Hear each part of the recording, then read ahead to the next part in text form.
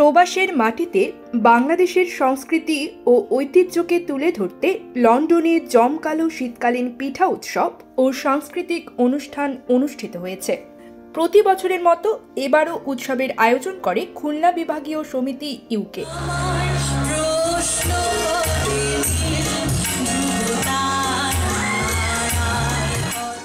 গত ৮ ফেব্রুয়ারি শনিবার পূর্ব লন্ডনের হোয়াইট চ্যাপেল এলাকার লন্ডন একাডেমি হলে আয়োজিত পিঠা উৎসব প্রবাসী বাংলাদেশিদের এক মিলন মেলায় পরিণত হয়। এবারের উৎসবে ছিল বিপুল পরিমাণ বাহারি পিঠার সমাহার। দুপুর ৩টা থেকে রাত ১০টা পর্যন্ত চলা পিঠা উৎসবে খুলনা এলাকার ঐতিহ্যবাহী নানা পিঠার মৌ মৌ গন্ধে মুখরিত হয় গোটা এলাকা। সংগঠনের সভাপতি নাহিদ নেওয়াজ রানার সভাপতিত্বে অনুষ্ঠানে প্রধান অতিথি হিসেবে উপস্থিত ছিলেন মেয়র মঈন কাদরী।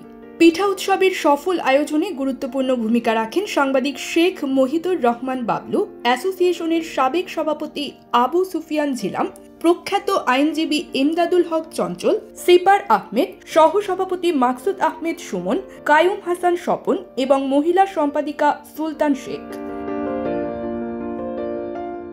এবারের উৎসবের অন্যতম প্রধান আকর্ষণ ছিল শিশুদের চিত্রাঙ্কন প্রতিযোগিতা, কবিতা আবৃত্তি, নাচ ও গান। এছাড়া বড়দের পরিবেশনায় ছিল মনোজ্ঞ সাংস্কৃতিক সন্ধ্যা।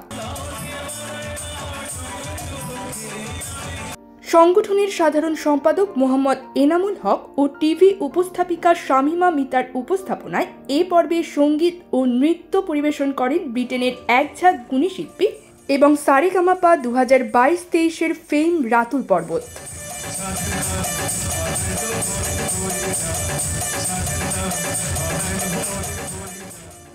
খুলনাবাসী প্রবাসী নিজেদের শেকড়ের সাথে নতুন প্রজন্মের পরিচিতির জন্য প্রতি বছর এ ধরনের অনুষ্ঠানের আয়োজন করে থাকে, যা দেশের বাইরে বাংলা সংস্কৃতি ও ঐতিহ্যকে লালন করার এক অনন্য উদ্যোগ।